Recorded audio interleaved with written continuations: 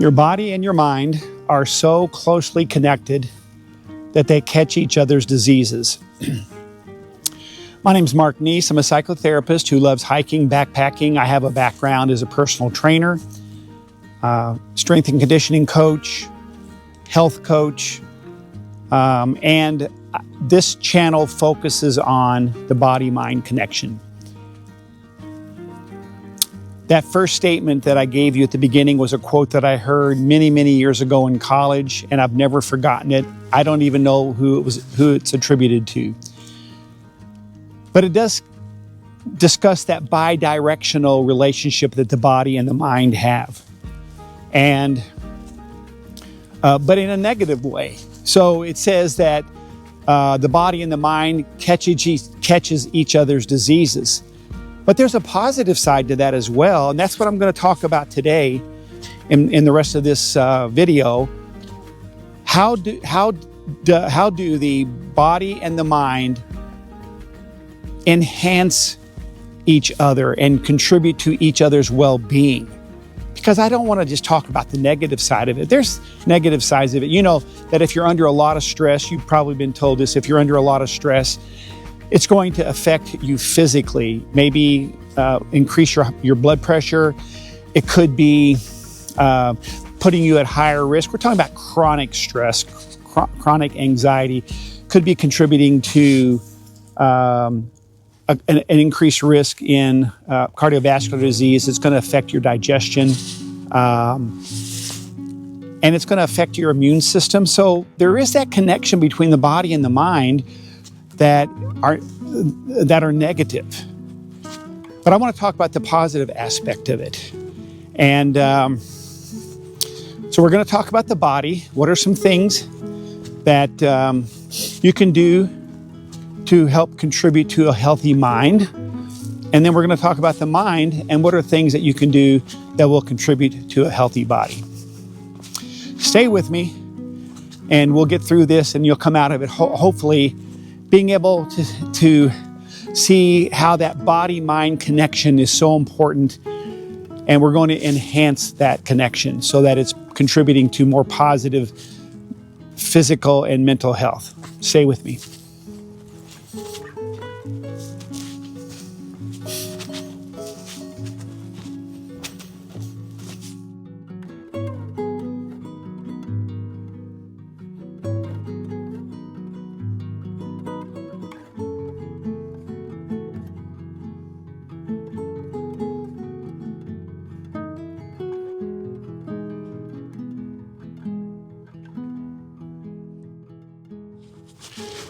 What are some ways that you can take care of your body that will in turn take care of your mind? This is so simple. And I think that the internet and podcasts have made this so complicated, so unnecessarily complicated. If I could just say in a very short, concise way what you need to do to take care of your body, it's going to boil down to three things. The first is exercise. The second is eat your fruits and vegetables. And the third is get a good night's sleep. Now, the second one is more than just eat your fruits and vegetables, but I've tried to simplify it because most of us are not eating enough fruits and vegetables, and that's what your brain needs. So I'm going to talk first about exercise. These are going to be three very short segments. I work out almost every day, and having a healthy body means you're both doing cardio and you're doing resistance training. You know, your mind is a product of your brain, and so you've got to take care of your brain. And the saying that I've picked up through these past few years is, what's good for the heart is good for the brain. Very, very important part of your well-being, your physical well-being, that connection between the brain and the mind. So taking care of your heart is taking care of your brain. And one of the ways that we do that is through cardio exercise.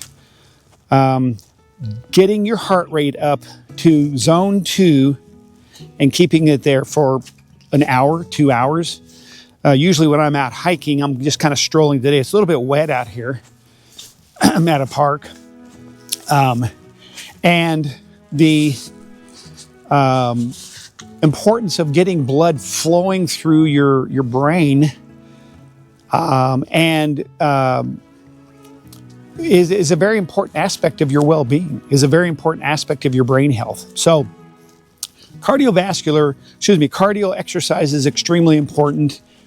Again, I'm out walking or hiking almost every day, and then I'm doing weight and resistance training. I don't do heavy weights. I just spend around 45 minutes to an hour in my workout room in my basement, and I'm typically using, light weights.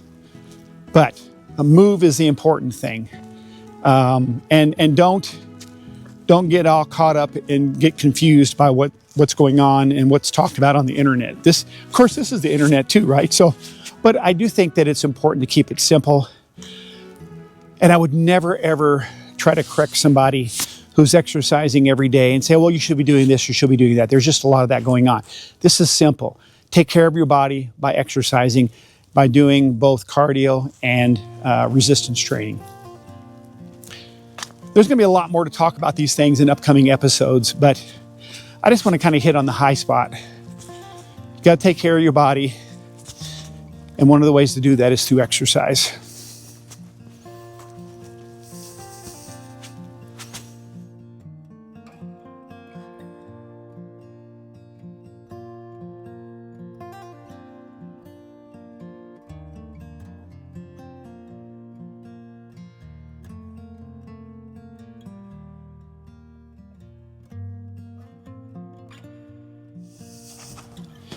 The other aspect for taking care of your body is just good nutrition.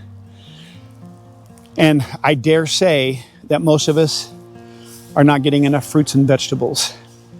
Where do your micronutrients come from? You can take vitamins, which I do take a vitamin, just as sort of insurance. But you're going to get most of your micronutrients from fruits and vegetables.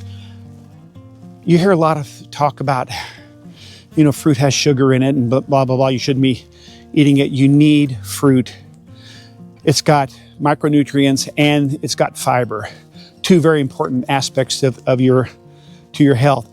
Get the blueberries, get the green leafy spinach, baby spinach.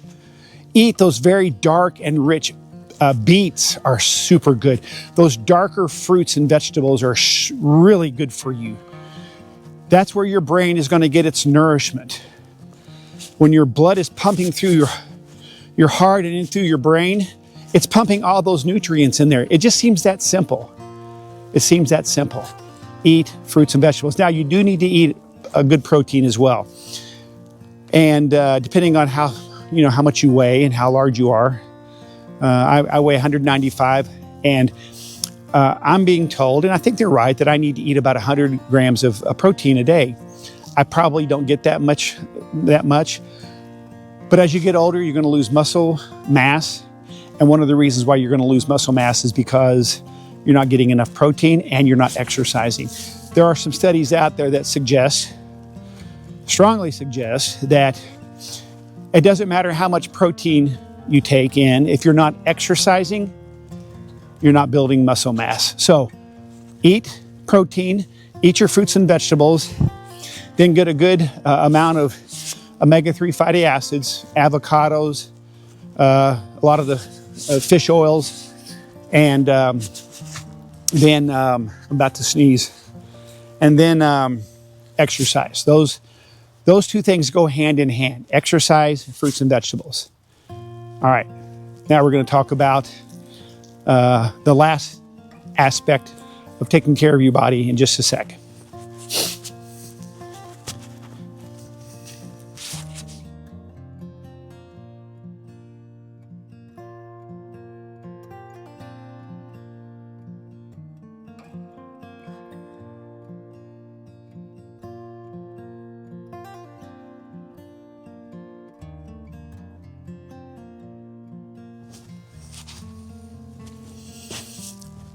You have to get a good night's sleep. I'm not sure if it matters how you're getting a good night's sleep. Obviously, stay away from alcohol. That's not a good way to it's not a good sleep aid. Typically, it affects the architecture of your sleeping, messes with your REM sleep and your deep sleep and light sleep. I do take an over-the-counter supplement for sleeping. It does help me sleep through the night. I get good sleep. I monitor my sleep with my Garmin watch. But you got to have good sleep. It's going to help your mind. It helps memory consolidation. The different kinds of sleep are helping different kinds of consolidation. I want to recommend Matthew Walker and his book, Why We Sleep, and his podcast, which I probably would recommend even more. He's got a 30-episode podcast entitled Why We Sleep. I would listen to it and I would study it, and then I would start doing something about it, like sleep hygiene. What is your bedroom? What's it like at night when you sleep? Is it dark? Is it not dark? How cool do you sleep? What are you eating and drinking prior to sleep? What are you watching on TV prior to sleep? Are you limiting your screen time and so on? These are important sleep hygiene issues. But you gotta have a good night's sleep in order to have a healthy mind. It is just that important, taking care of your body. So if you want to affect your mental health, exercise, eat fruits and vegetables along with the adequate amount of protein, and get a good night's sleep. These are things that are gonna be very helpful. Now, I would add to that, have a good social support system, hang around people that are positive. There's a lot of other things, and I'll be talking about them for the next couple years on my channel. But these are three very important aspects of taking care of your body, which then in turn will take care of your mind. So, shift gears now. How can you take care of your mind, which then will reciprocate by taking care of your body?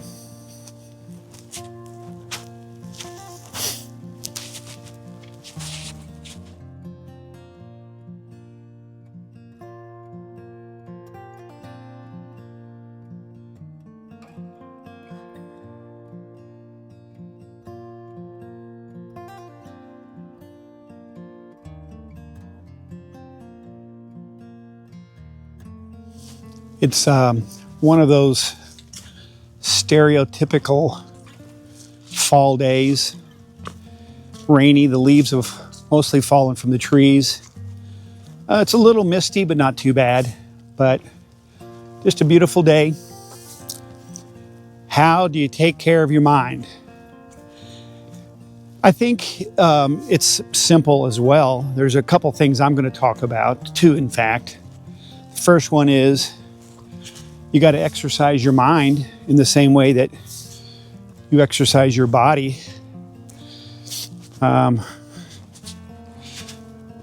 We've learned a lot about the brain, the idea of neuroplasticity. And let me back up one more step, because I've thought about this and wanted to bring this up as well. One of the ways that we can bring about brain growth is exercise. There's brain-derived neurotropic factor, which is basically BDNF, which can bring about growth. And one of the ways we can produce that is through exercise. So exercise your brain, or excuse me, exercise your body can help your brain. But you also need to exercise your mind. This is going to create new neuron connections. It's going to create brain growth as well.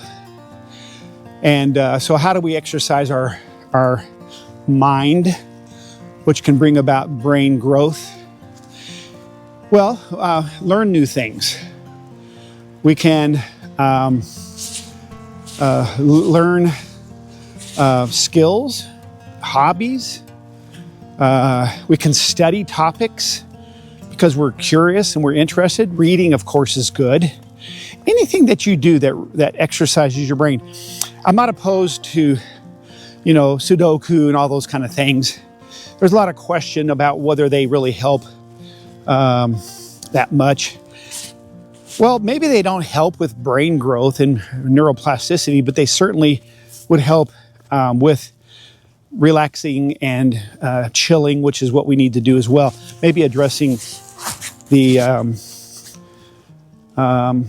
stress issues. But there have been some studies, and one was showing that Mario Kart can help with your agility, your brain agility, playing that. So my wife and I went out and got, I think it's called a Switch, and we bought Mario Kart, and so we play Mario Kart. We don't do it very much anymore. We kind of lost interest in it. I guess that's because of our age. I don't know. But I do think that there are things that you can help with your mental agility, learning new things, learning a language, hanging out at new places, traveling, seeing new places, being around new people. I meet new people all the time in my job because I'm a therapist, and they're challenging. It's a very challenging experience. So anything that you do to challenge your mind is exercise. So the first thing that you need to do is to have a healthy mind is to exercise it. Read anything that you can read, whether it's learning something or not. Read, do Sudoku, do anything that you can to keep your mind active. Super duper important when it comes to having a healthy mind. All right. I do want to talk about one more issue before I kind of close this thing up. And I've gotten this from mindfulness practices. And it's called stepping into the fear. And I'm going to share that, and I'm going to model it for you in the next segment. Stand by. This park is so fantastic.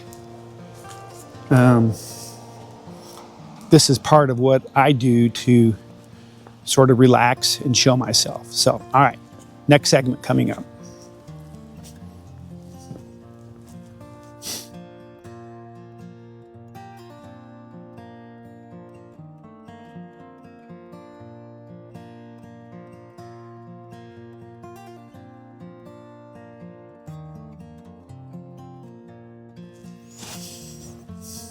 I want to encourage you to look up a website by a psychologist. His name is Ronald Siegel.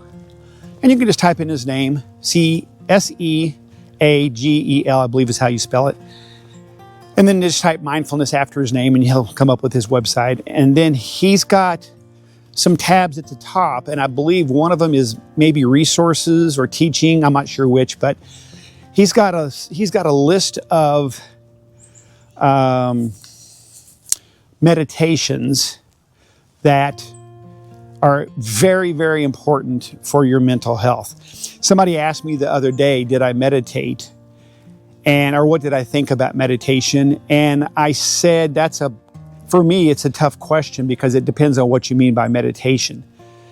And I think what Ronald Siegel, Dr. Siegel is doing has to do with meditation. He's got a book, you can buy it, but you can get these meditations and they're free. They don't cost any money.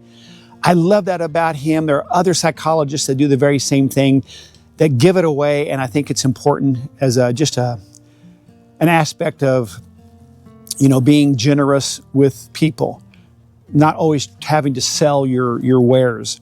But if you go to that webpage, there's going to be a series of meditations. One that I love is called the Mountain Meditation. Follow it, it's wonderful. But I'm going to share with you one that is titled Stepping into the Fear.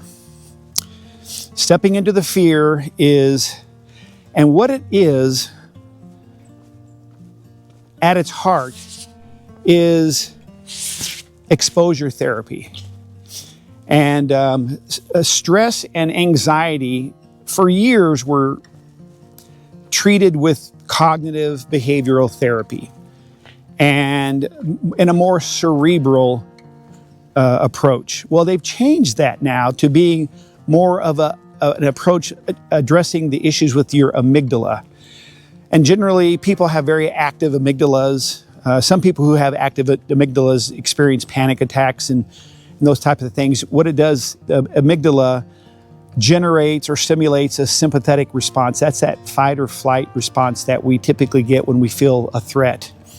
And that's what the amygdala does. And so it's got its own memory, and those things that it perceives as a threat, then it triggers the sympathetic nervous system. And some people stay in that constant state of threat all the time. And so what these meditations do is they get you breathing in a grounded breathing state, and you breathe through that. I'll demonstrate this in just a second. I'm going to find a spot to sit down and so I can demonstrate it to you. But you get in a grounded breathing state. You go through a couple cycles of breathing, 5 or 10, and then what you do is you conjure up what you're feeling anxious about. I had a young man that would come to school. He was a high schooler, and he just felt awkward. He felt people were staring at him all the time, and it really nearly ruined his experience at school. And so what we did was we sat down and got him into that grounded breathing. He was in my office, of course, but and then as he got grounded, what it's doing is it's sending a clear message to your body, to your amygdala, that everything is okay, that there's no need to activate that sympathetic system. And then conjure up those feelings that you have of anxiety or stress, could be panic.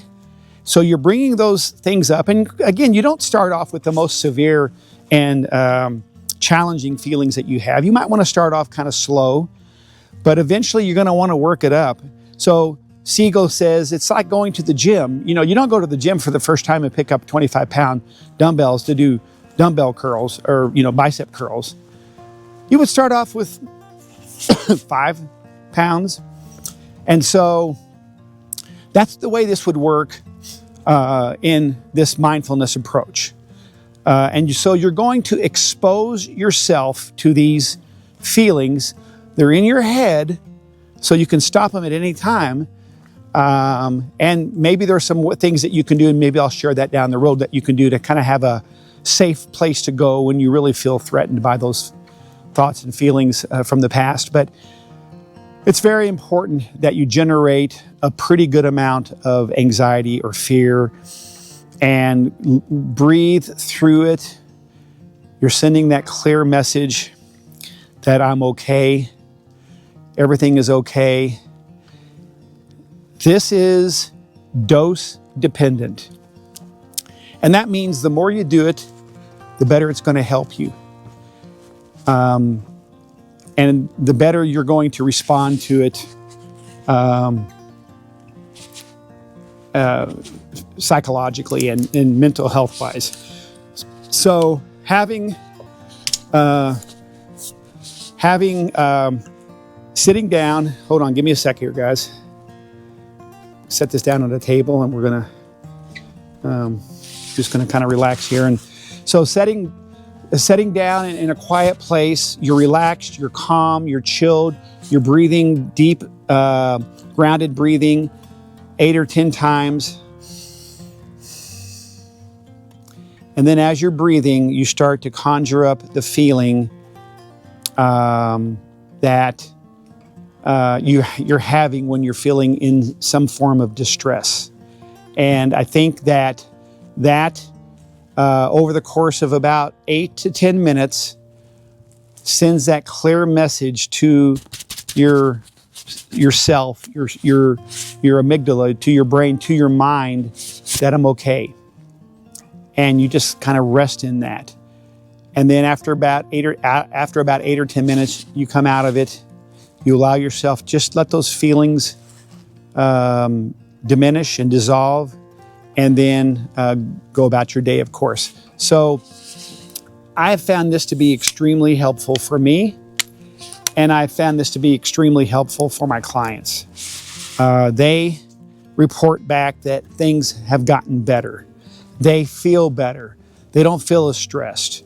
You can use any area of your life that is stressful, like that. Relationships. Maybe there's a person in your life that they say things to you, and for some reason you just take them so personal that you have this arousal to it, which is that amygdala, that high arousal, and it just turns into a knockdown drag out. It turns into a horrible event because you reacted the way that you reacted. And this practice can help prevent that, because you're learning not to take it so personal or not to take it as such a threat to you. So you're slowing down that sympathetic nervous system response. Okay. That's how you can take care of your mind. You exercise it, and then you expose it in a very mindful way to the things that are stressing you out. Let me say 1 or 2, 3 more things. Find a place where you can go. I'm in the woods. I go to the woods, and I find, oftentimes by myself, I'm going to go to the Red River Gorge this weekend and do some hiking by myself. It just soothes me. It soothes me. There are people that soothe me. There are things I can watch on TV that soothe me. Watch a guy named Harmon Heck, H-O-E-K, on YouTube. He does what's called silent hiking. I love it. That's his thing, and he does a great job at it. He's a wonderful cinematographer, hiker. I just watched him do a hike through Taiwan. Wonderful, calming. I like funny things. They calm me. So what is it going to take to put you at ease? People, places, things. Stay away from alcohol to do that. I'm not saying you can't drink, but don't use alcohol to put you at ease. It's just not a good way to do that. So, okay. Well, that's it. I'm going to close this up. Your body and your mind are so closely connected that they catch each other's diseases. You can't just take care of your mind, and you can't just take care of your body, because there's that bi-directional effect that they have on each other, and it can be used to enhance your total well-being. You can't just work on one, you got to work on both. All right, take care, and happy trails.